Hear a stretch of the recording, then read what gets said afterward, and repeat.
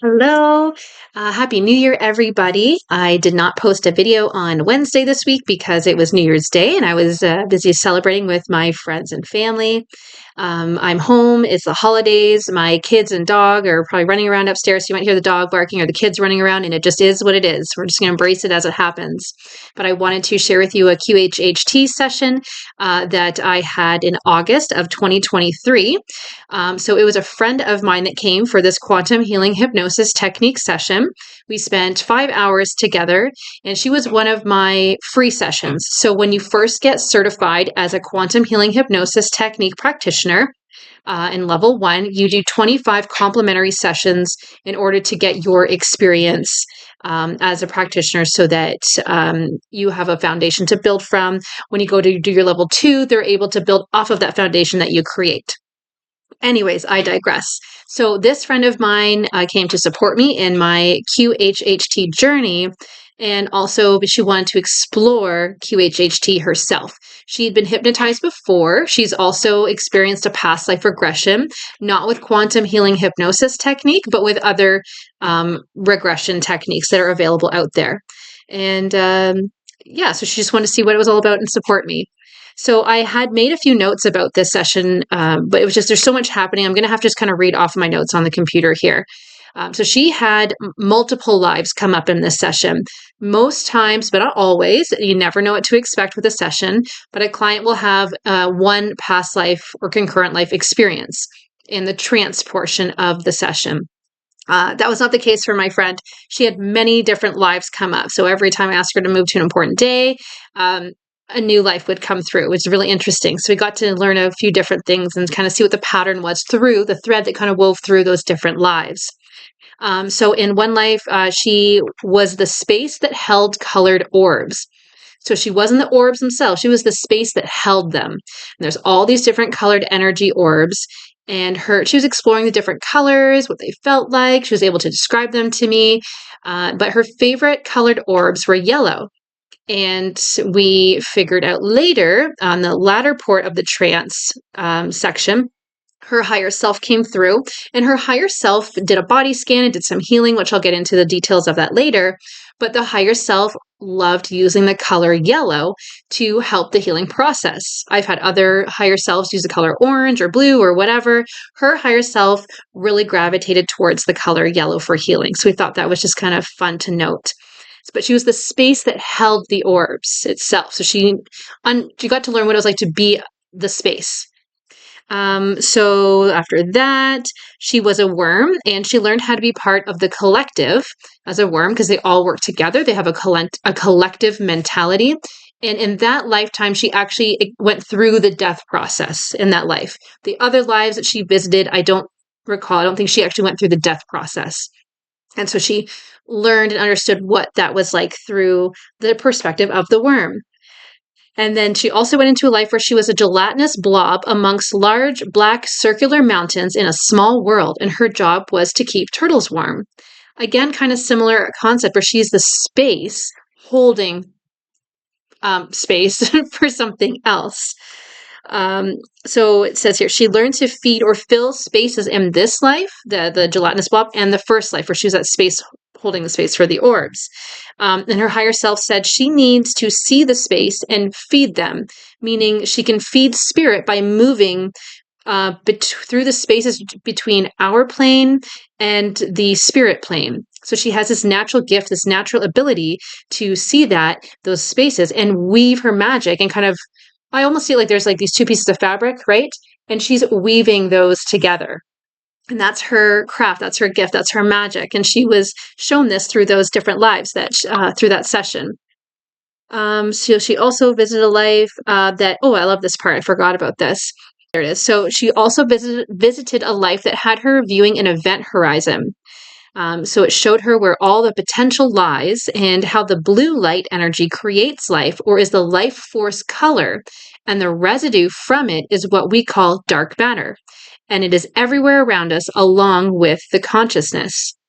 That's like really profound, short sentence, but lots of information in there. So I'm going to read that again for you. I just find this really fascinating. She also visited a life that had her viewing an event horizon, which showed her where all potential lies and how the blue light energy creates the life or is the life force color, and the residue from it is what we call dark matter, and it is everywhere around us along with the consciousness. So that event horizon, that's where all potential lies. That's pretty cool. So she had also had another life where she was a human male. She came into the life during a surgery. So she comes into the life, she's having surgery. The surgery was happening on his brain to correct his eyesight that had been slowly lost due to low blood sugar due to diabetes. And then in another life, she was also a frog. And it says for no reason. So we asked this higher self and the higher self. So we just wanted to have fun while she was having these experiences and thought it'd be neat to show the life of a frog as well, which we kind of found comical. All right. And so the higher self came through. So it provided insight into, for this particular client, needed to change her sleeping patterns. And what happened was there was some energy stuck in the digestive tract. And after that, there was more flow, and it recommended her adjusting her sleep patterns. And everyone's sleep pattern is different. It's not, I don't think it's not. I've heard, I know this from my sessions. It's not, you need exactly 8 hours a night. Some people are meant to be awake late, have a little chunk of sleep, get up in the morning, and then go back to sleep. Everyone is different. So she received the specific instruction from her higher self that most resonates with her. We'll call it her circadian rhythm, that serves her body and her consciousness so that she can weave her gifts and be the healthiest version of herself. So it provided information on what she needs to do for her sleep schedule. And at the time, she was a smoker. So she was told to stop smoking immediately. And instead of smoking, every time she wanted to smoke, she was told she needs to eat because she doesn't eat enough. And that she has low iron. And if she wanted to eat something, it would be really good for her to eat something like chicken. I think she had her own farm fresh chickens, so that instead of smoking, she was feeding her body with something that was nourishing it.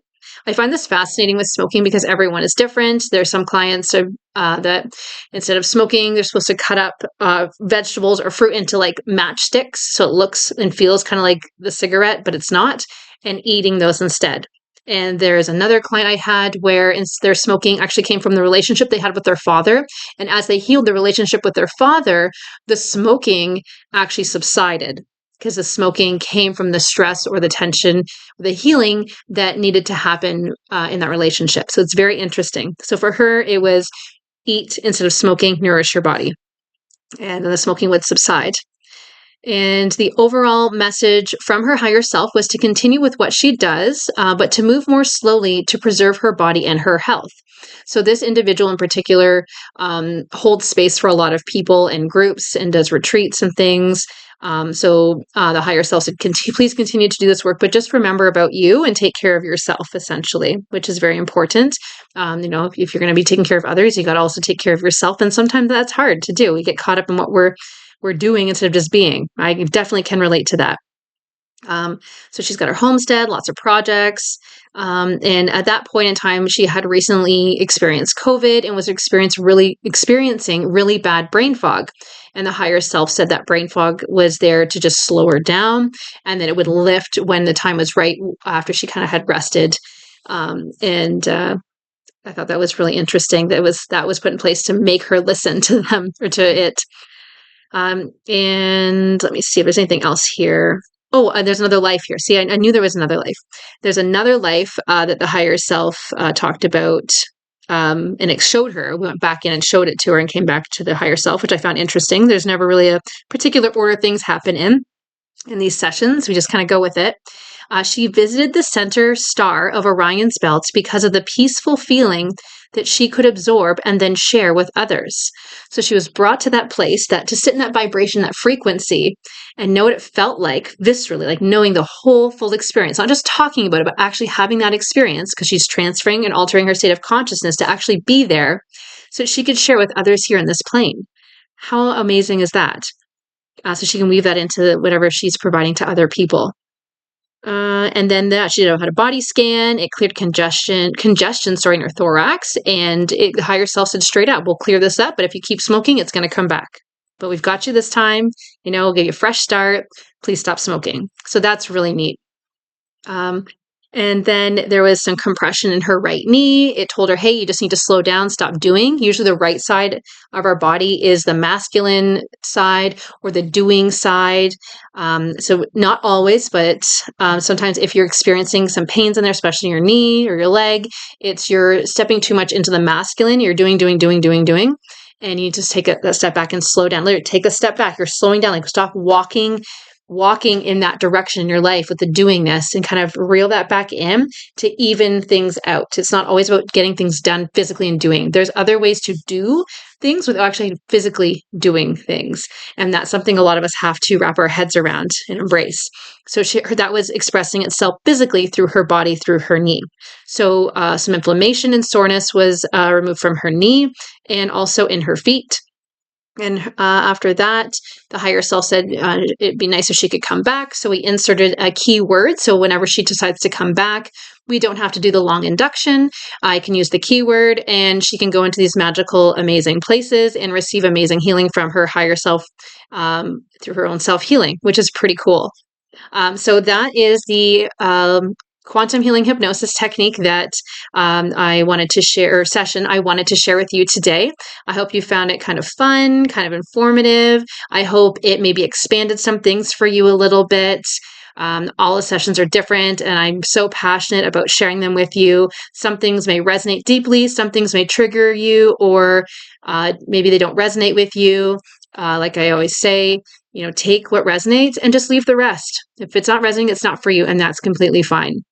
All right, everybody. I'll put the link below to my website if you want to check out any of my personal offerings. If you're in the Bancroft area, I practice out of my home. I'm located very rurally right now, if that's a word.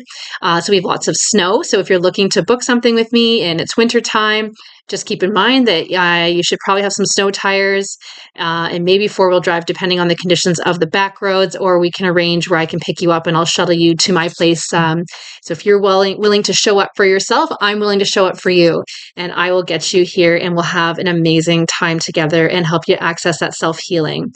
I'm also a certified Reiki master through the Canadian Reiki Association. So if you're looking for some other energy healing modalities, I offer that amongst other things that you can see on my website.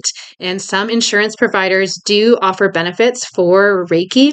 And I do have a practitioner number that you can submit to your insurance company. So if they cover that, you can write it off, which is pretty darn cool. Have a great day, everybody.